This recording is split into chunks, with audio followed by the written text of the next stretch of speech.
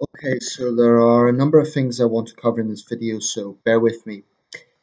Um, Earlier I made a video about the clashes that took place in London yesterday um, between right-wing groups and left-wing groups, if I could put it that way.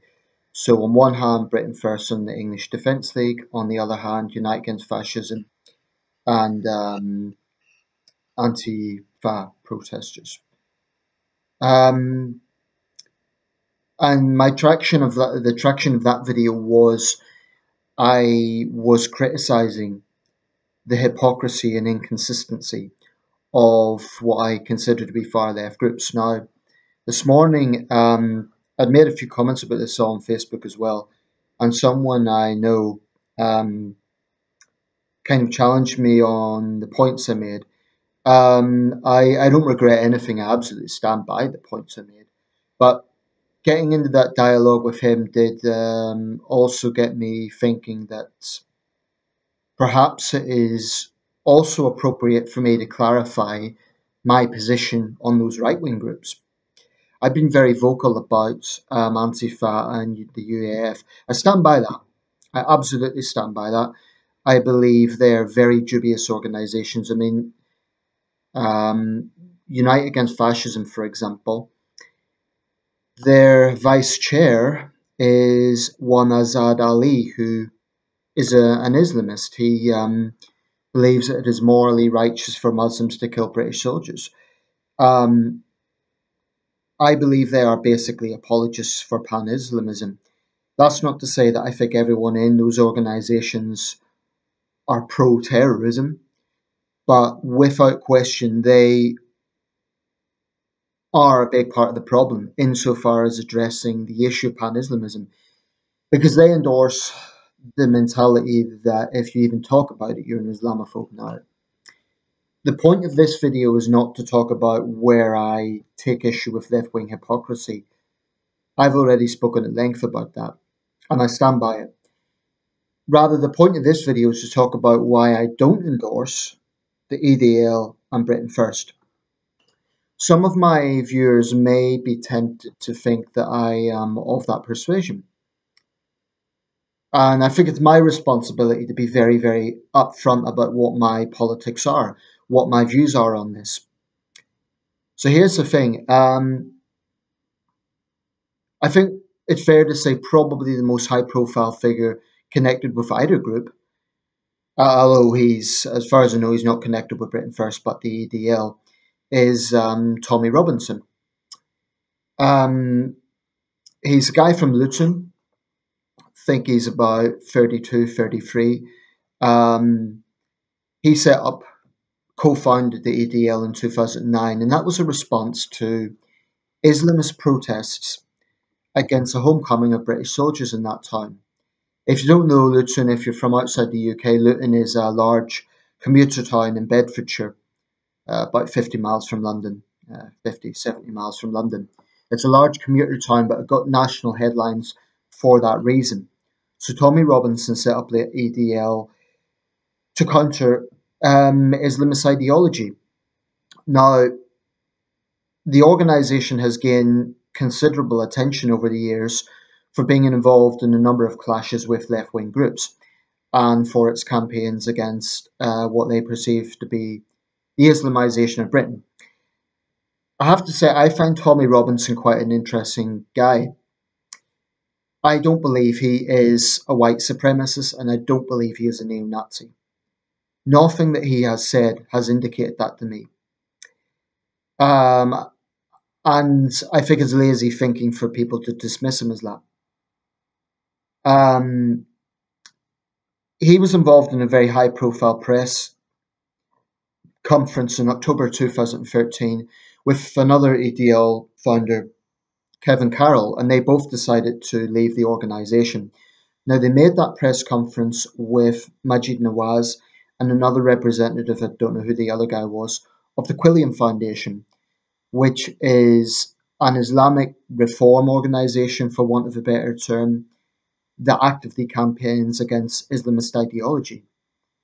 Now, what Majid Nawaz said was the reason he initially became an Islamist, he had been a member of Hizb ut-Tahrir, was in response to the behaviour of far-right groups. We have to be very, very careful. Those of us who are very outspoken about Islamism need to be very careful not to kind of downplay the fact that there is also far-right factions out there. Now, what Tommy Robinson said in this press conference was that the reason he decided to leave in part was because the time that he'd been in jail, the organisation, he was in jail, I believe, for financial offences, fraud and issues like that. May have been some public order offences, but the point is, when he was inside, he says that the organisation was somewhat hijacked. There was something of a coup. Now, he went to a Manchester demonstration on his release, and he saw people there waving flags and wearing t-shirts, basically advocating white pride. And he said at that moment he felt that the organisation had changed. He felt that it was now representing something that he did not believe in. That was his reason for leaving the organisation. He did not want to be the poster boy for what was perceived to be basically a far-right neo-Nazi organisation. Now, here's the thing. If you look at the history of hard right or far right groups, there is a bit of a trend here. You get very extreme groups like the National Front, which were particularly active from the late 60s to probably the mid 90s. And they were just hardcore racists. They were absolutely proud of it. You know, they were outright white national skinheads. Not that all skinheads were racist, but they were the racist kind.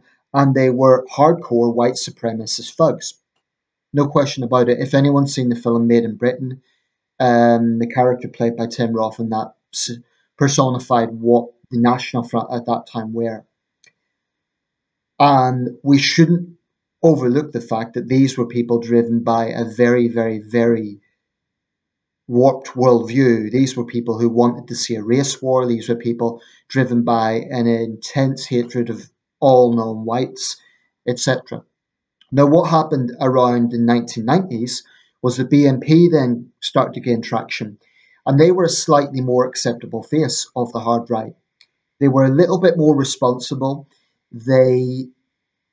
Only marginally. They wore suits. They tried to drop the skin image, and they represented themselves as a political force rather than a street force, in a sense. I think something similar has happened, but perhaps in reverse, with the EDL and with Britain First. I think with the EDL, I don't know so much about Britain First, I'll come to them in a minute, but with the EDL, I think the response, or let's say the foundations of the EDL, were frankly somewhat understandable, because Tommy Robinson and those who founded it genuinely believed that there was a threat from Pan-Islamism, and of that there is no doubt. And they felt that the political establishment in Middle England were not taking this seriously. Again, of that there is some truth. And I'll come to that in a minute. But as Tommy Robinson says, there are very dubious forces that have intercepted this organisation, and maybe they've always been there. Now, with Britain First, which is a different organisation, and they are registered as a political party, or at least they've tried to get political representation. Paul Golding unsuccessfully stood as Mayor of London. He got a bit of attention when he turned his back on elected Mayor Sadiq Khan, obviously because Khan's a Muslim. Paul Golding, I don't think, is as intelligent as Tommy Robinson. I don't feel he is as responsible a character. I mean, I was very critical of the far left people at the protest yesterday, but there's another video that's emerged, which I've just seen today. Paul Golding at one point said, "Fuck off, you foreign cunts." Sorry for the language, but that's what he said. Now that to me does raise eyebrows. Why not just fuck off? You know, the fact he says foreign cunts to me is shows you a little bit of the thinking of this organisation. They say they're just against Islamic extremism, but when you start to dig beneath the surface, I mean, another thing that Tommy Robinson said in the press conference was he has never hated all Muslims. But I do believe that both the EDL and Britain First are guilty of polarising those moderate Muslims who are out there. One mistake that both groups have made has been in assuming that there are no Muslims who speak out against Islamism. There are. And I know there are because I have engaged with them for years. I'm a member of the British Muslims for Secular Democracy. It's an online group. They're active in London. Their headquarters are in London. And they basically advocate about having a Muslim voice against Islamist ideology. And there's many members there, such as myself, who are not Muslims, but who agree with their principles. It wouldn't be accurate to say they're the same as the Quilliam organisation, the different groups, but I think for the most part, British Muslims for Secular Democracy is a very important organisation. And I believe it is groups like that who need government support, not the Muslim Council of Britain. The Muslim Council of Britain, in my view, are kind of the polite face of Islamist apologists. You know, the Muslim Council for Britain will condemn terrorism, but any idiot can condemn terrorism. I really don't think that means a great deal. You need to scratch beneath the surface. You need to find out what people's opinions are on issues like apostasy, on issues like the treatment for rape victims, and a whole range of other issues.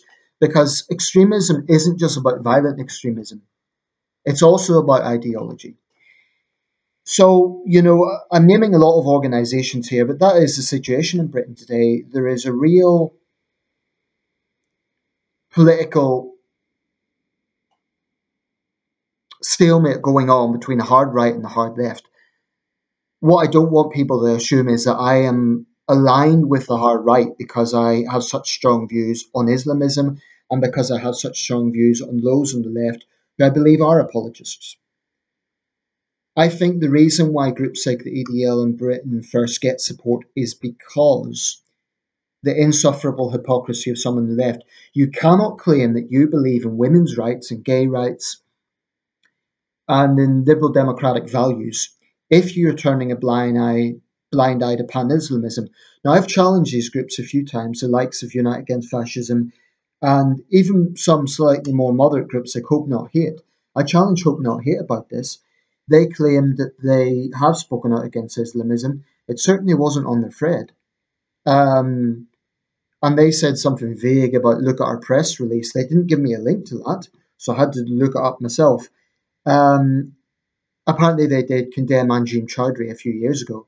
Nevertheless, you get the impression that Hope Not Hate is far quicker to condemn hard right groups than Islamist groups. Now, Tommy Robinson made a fair point. He said that in the past few years, there has been over 300 arrests, terrorism related, of Muslims in the UK. There have been no terrorism related arrests of EDL members. That's quite important.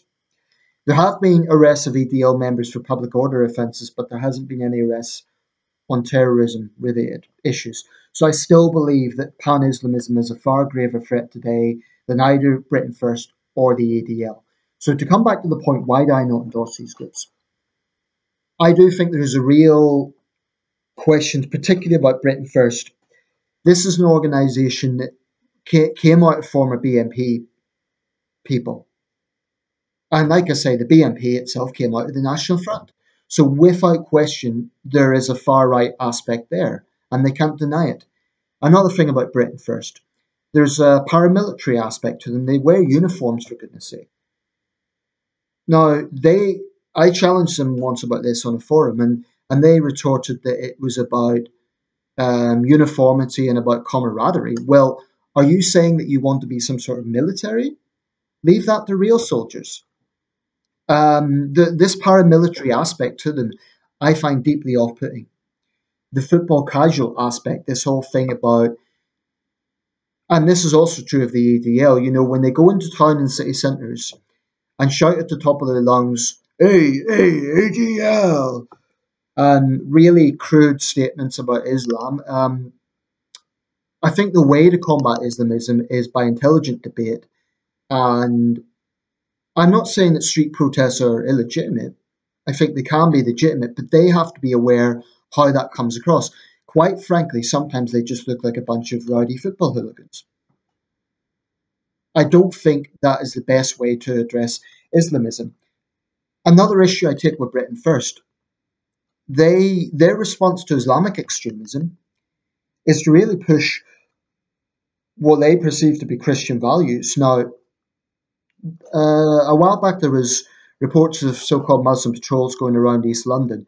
That was happening, and that was a serious problem. But their response to that was to then sort of release Christian patrols. Now, that's stupid because those of us who don't want to see Muslim patrols don't necessarily want to see Christian patrols either. I have no more desire to live in a Christian theocracy than I do an Islamic theocracy. Not that that's going to happen, but I just think it's misguided. I think it sends out the wrong message. The fact that they're representing themselves as a Christian organization, it's stupid. They can defend Christianity if they want, but I think that's misguided because there's going to be a lot of people who might support them and wouldn't necessarily be Christian. So I'm a little bit puzzled by that approach, actually. Also, the business of barging into mosques, stupid. I mean, certainly there are mosques in this country that should raise eyebrows. There are situations, particularly in Birmingham, and I would suggest in East London, where I would suggest there is probably Salafist infiltration. I do believe there should be hardline policies taken, for example, making it mandatory to deliver Quranic sermons in English. That way, most people in the UK don't speak Arabic. I would suggest even a lot of Muslims don't speak Arabic. So a sure way to guarantee that there is not extremist material being promoted is to make it mandatory to have sermons in English. We're in the UK. That would be a good compromise. It's not banning mosques, it's not banning Islam, which I think is a stupid move, but it's a way of, rooting out extremism. So all these reasons, all these issues are really why I struggle with these organizations. I don't think they're anywhere near the threat that Pan-Islamism is. I mean, we have not seen a Britain First member or an EDL member commit a large-scale terrorist attack. Having said that, I think it would be a mistake to say that these organizations aren't capable of violence. And this brings me to another issue I take with them. Last year, when Jo Cox was assassinated, she was brutally murdered in Bristol, West Yorkshire. At the time, Thomas Mayer shouted out either Britain First or this is for Britain First. Now, Britain First was very quick to condemn it. Paul Golding made and Frank Janssen, I believe, is the deputy leader. They were very quick to condemn that, which, okay, they condemned it, but and they denied that he'd ever been a member. But here's the thing. When you're constantly pushing a certain narrative, you have to be responsible. And Thomas Mayer was unquestionably motivated by hatred of the political left. Now, when you're fronting an organisation, as Paul Golding is, you have to be aware that the way your organisation approaches things, the way you go about things really matters. I don't think it's a particularly responsible organisation. Does that mean that Paul Golding's responsible for what happened to Jo Cox? No, I would say first and foremost Thomas Mayer is responsible for what happened to Jo Cox. But I think it's pretty naive or willfully dishonest for groups like the EDL and Britain First to claim that there is not the potential for far-right terrorists out there. I mean, let's not forget, it's only 6 years ago that a neo-Nazi in Norway murdered 77 people. That remains one of the worst terrorist attacks in modern European history. It's up there with the worst Islamist attacks. It's up there on the scale of the Nice attack. Comparatively, there have been fewer far-right or neo-Nazi attacks than Islamist, but if you're against extremism, you have to be consistent. And this is why I admire Tommy Robinson. No, I have to say, since that press conference, apparently he's had some falling out with the Quillian Foundation, something over money. But and he's supposedly aligned with Pegidi nowadays. I'm not saying you know,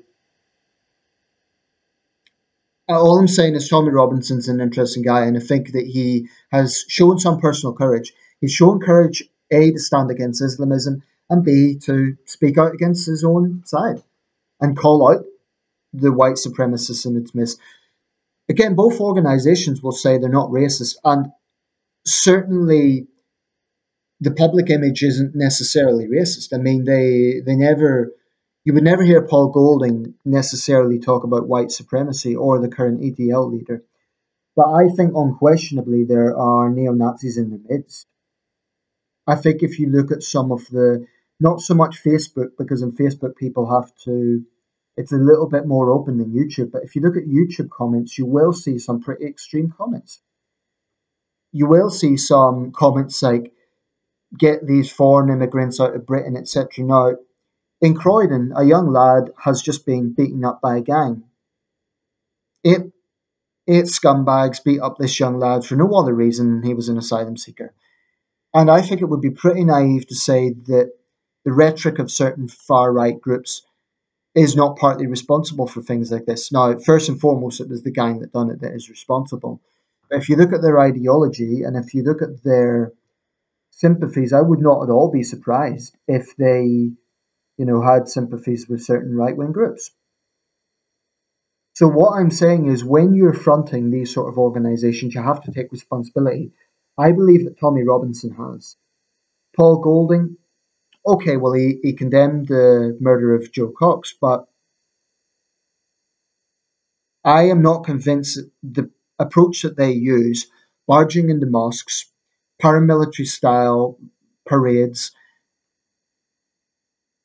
I'm not convinced that is the right way to tackle Pan-Islamism. Firstly, if you send out the message that all Muslims are the problem, which is what they have been doing, you polarize Muslims that would otherwise want to help. So those are all the reasons why I really take issue with these groups and why I don't endorse them. It doesn't change anything about the previous video I made. I still think Unite Against Fascism and Antifa are hypocrites, and they were the ones to incite violence yesterday. I think there were probably some examples of the right-wing groups kind of fighting back. But to be honest, it's a classic case of hard right versus hard left. Of course it's going to be troublesome. To be honest, the people I'm most sympathetic to in some ways is the police. They're the ones who have to get in the middle of these goons and break it up. What I would say to UAF and Antifa, if your argument is we need to stand up against fascism, here's the thing, right? There was only about 200 or 300 Britain First people actually showed up. Why not just let them have their protest? Don't you think that turning up there to violently confront them is only going to give them more support? Because then they look like the victims.